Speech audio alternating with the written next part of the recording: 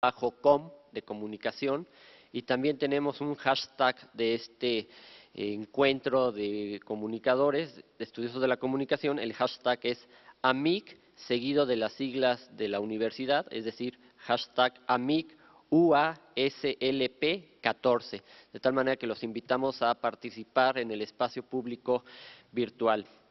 Le voy a dar la palabra ahora a otro protagonista de esta transformación del régimen comunicacional en México.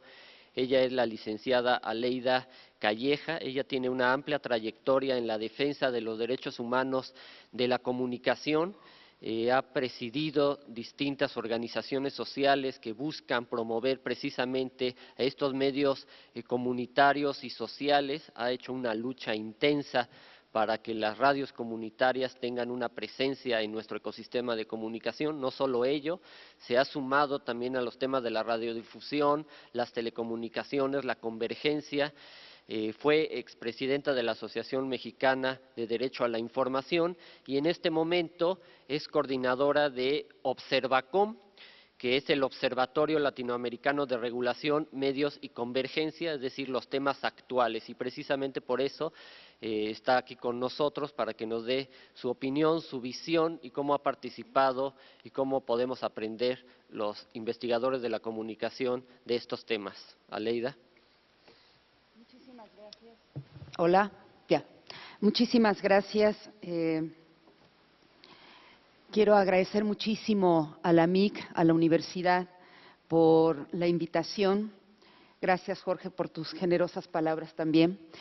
En pocas palabras, el paquete de iniciativas de leyes secundarias en telecomunicaciones y radiodifusión que mandó Enrique Peña Nieto empiezan a tener dos objetivos casi unánimes, que son iniciativas inconstitucionales que violan la Constitución y que el presidente de la República lo que está iniciando es una contrarreforma. Si bien habíamos reconocido que la reforma constitucional aprobada el año pasado era un avance, aún con sus falencias y con sus omisiones, era un avance sustancial para poder cambiar el paradigma del sistema de comunicación en México, la propuesta que emite el Ejecutivo simplemente nos regresa 50 años atrás. Y voy a concentrarme en algunos puntos porque la verdad son muchas las inconsistencias de la iniciativa gubernamental. El primero de ellos, y retomando lo que se ha dicho acá, uno de los cambios más esenciales para este cambio del paradigma fue que en la Constitución se pusiera que la radiodifusión y las telecomunicaciones son de servicio público de interés general.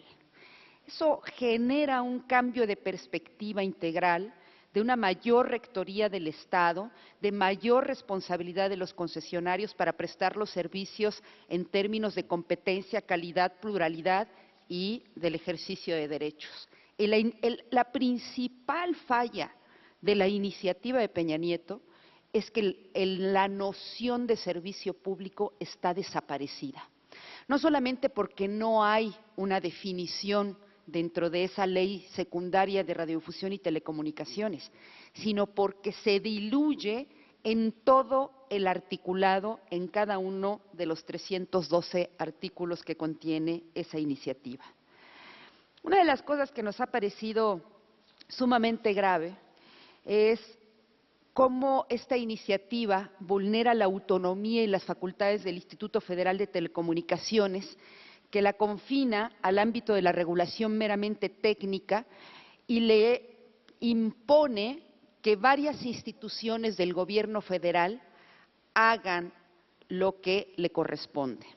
Y me refiero a las intromisiones en materia de regulación de radiodifusión y telecomunicaciones, de facultades que le dan a la Secretaría de Comunicaciones y Transportes, a las que le dan a la Secretaría de Gobernación en términos de contenidos, a la que le dan a la Secretaría de Economía y a la Comisión de Mejora Regulatoria para que puedan hacer normas oficiales. O sea, el IFETEL el IFT, ni siquiera puede hacer una norma oficial para regular las radiodifusiones o las telecomunicaciones.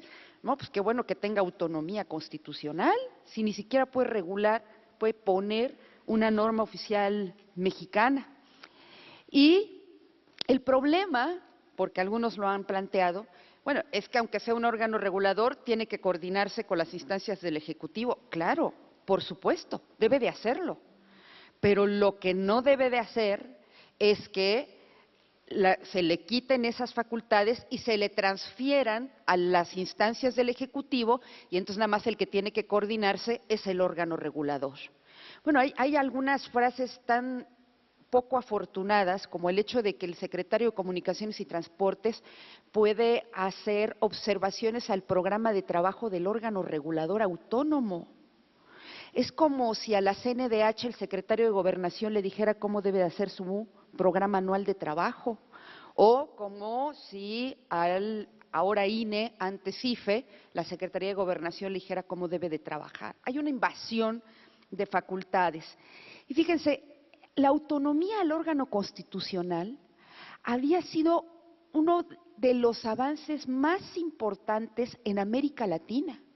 Desde hace mucho se ha estado hablando de impulsar órganos reguladores autónomos, fuertes, independientes, porque tienen que regular a empresas cada vez más grandes y más poderosas en el mundo. Y por eso en muchos países han fortalecido de manera importante a sus órganos reguladores.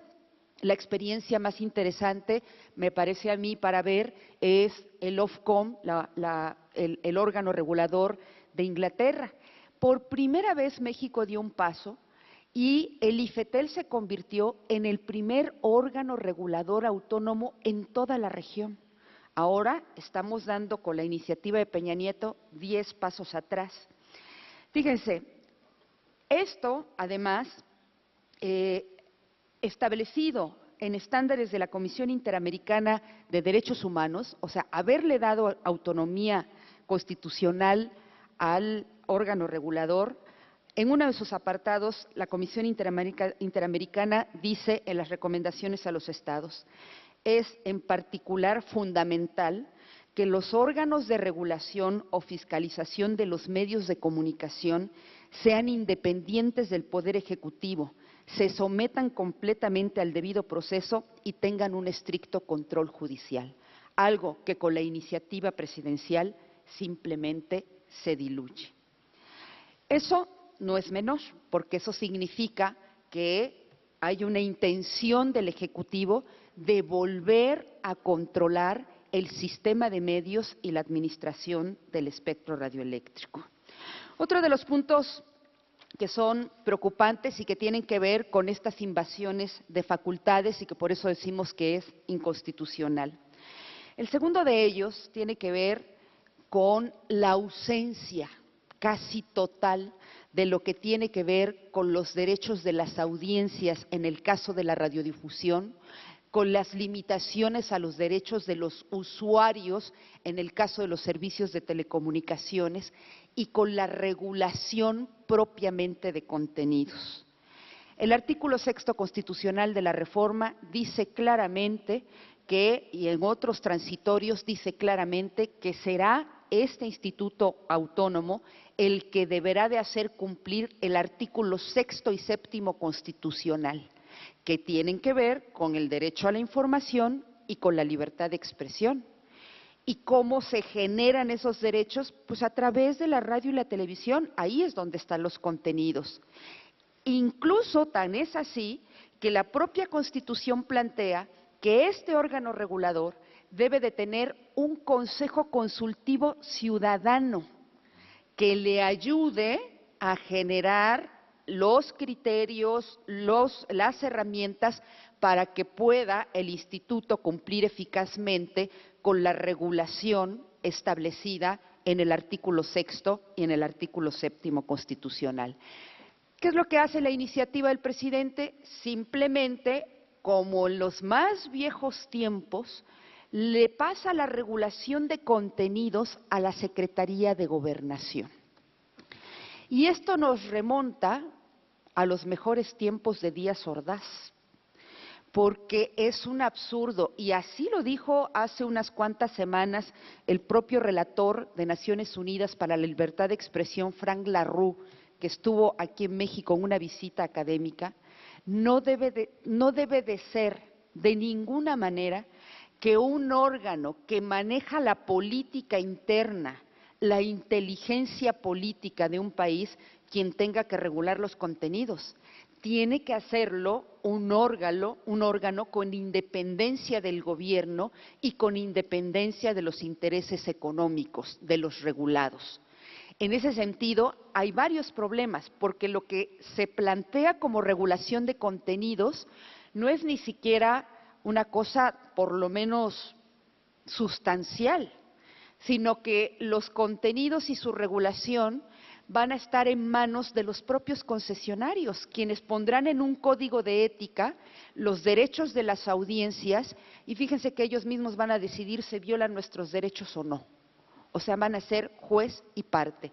Y tiene un doble problema esto, no solamente que sea la Secretaría de Gobernación quien regule contenidos, que ya hemos vivido mucho de ese autoritarismo en este país, sino que además, cuando la Secretaría de Gobernación en algún momento pudiera emitir alguna sanción porque una empresa de radio y televisión violó los derechos, la dignidad de algún sector, de algún grupo de personas, pues a la hora que intente poner la multa, el concesionario va a poder ampararse y obtener la suspensión del acto de autoridad, algo que no podría suceder si eso estuviera en el IFETEL, porque solamente podría ir al amparo indirecto, no se podría suspender la sanción del órgano regulador, sino hasta que hubiera una resolución de los tribunales especializados que se crearon a partir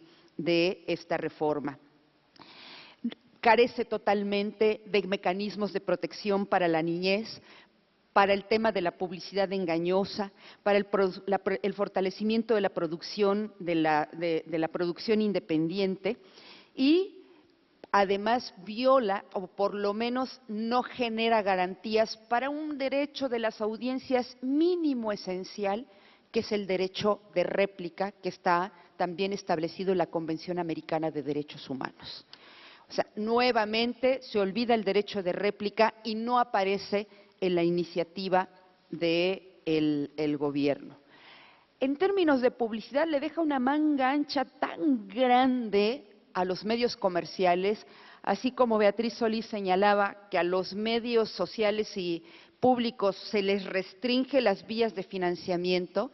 En el caso de los medios comerciales, fíjense, la radio podría comercializar hasta casi el 50% de su tiempo de programación, porque en términos de la publicidad repiten la misma fórmula que la ley Televisa, que se declaró inconstitucional, que dice que si programan producción nacional, un noticiero, un programa de complacencias es producción nacional, o si meten producción nacional independiente, van a poder subir hasta en 2 o 3 o 4 puntos porcentuales la publicidad comercial.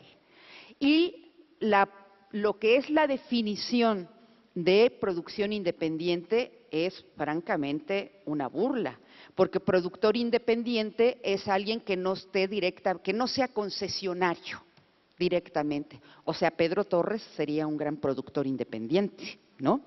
Entonces, genera una gran condición para que los medios comerciales utilicen la mayor parte de su tiempo en comercializar, castigándonos a toda la audiencia para recibir mucho más publicidad.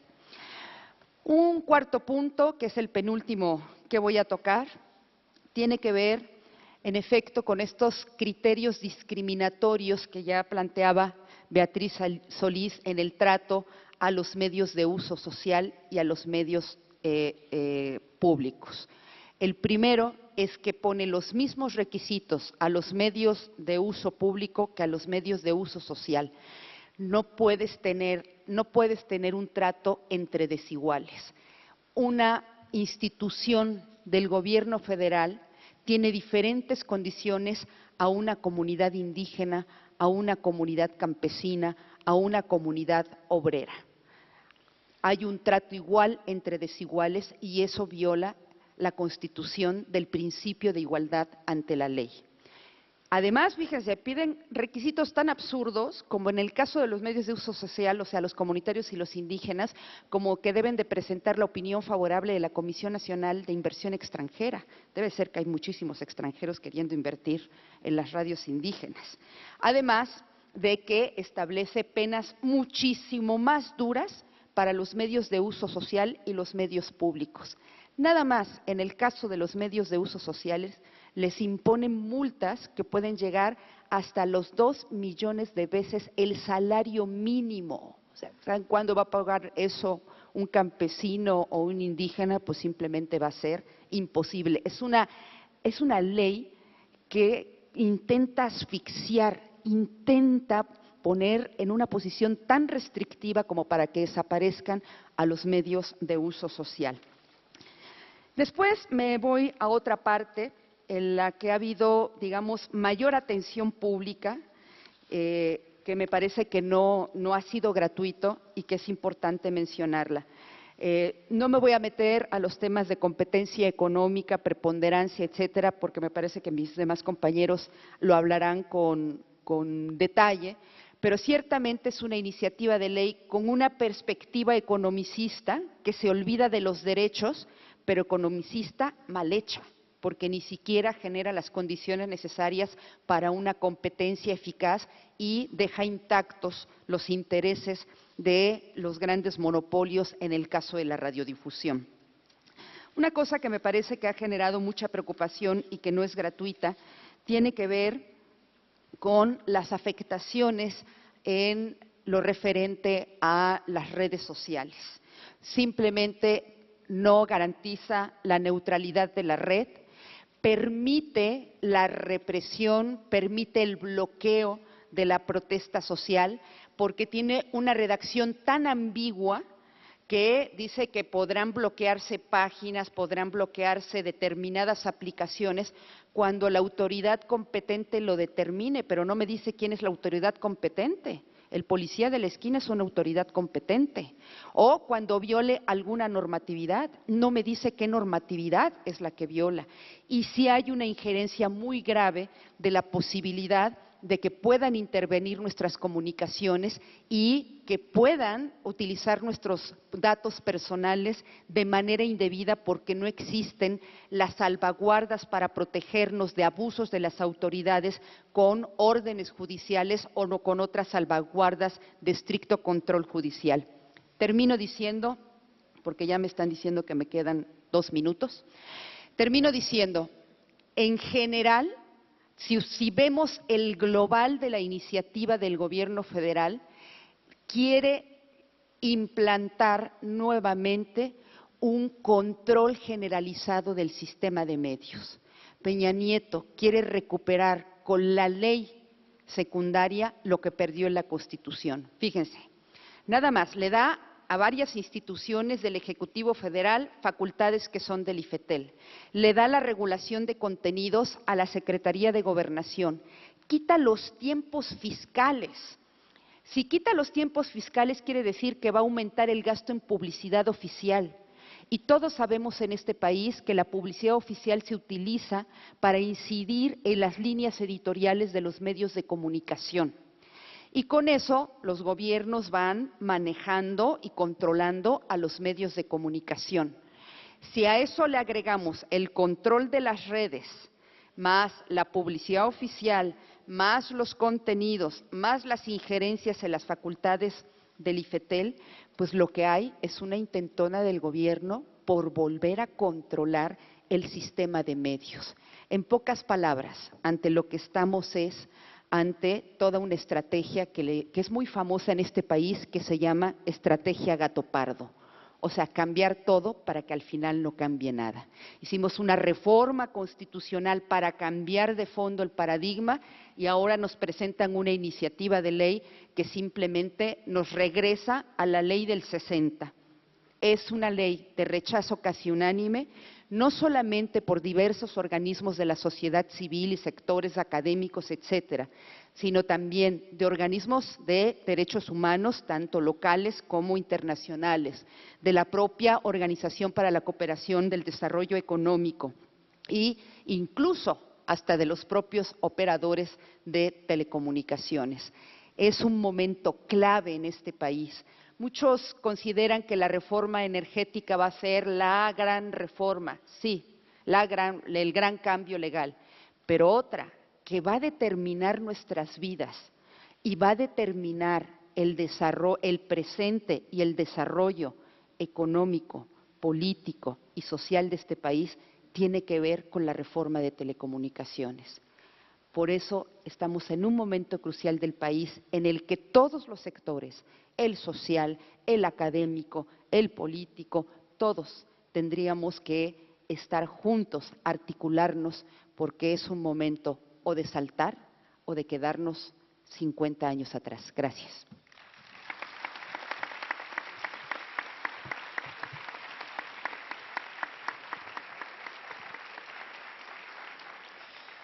Muchas gracias, Aleida, coordinadora del Observatorio Latinoamericano de Regulación, Medios y Convergencia. Parece ser que se sumaron las preocupaciones, un servicio público debilitado, habla de inconstitucionalidad, pone en duda la autonomía del Instituto Federal de Telecomunicaciones, aquí está presente,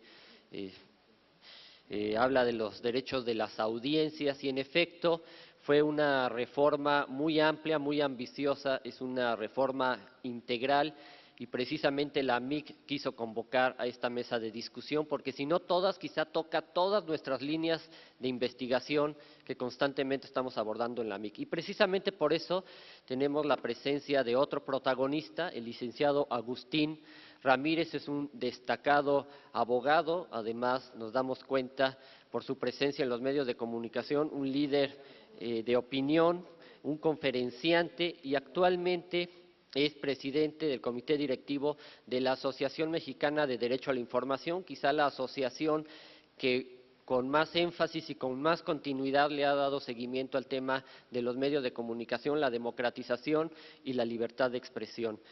Agustín Ramírez, le damos la palabra.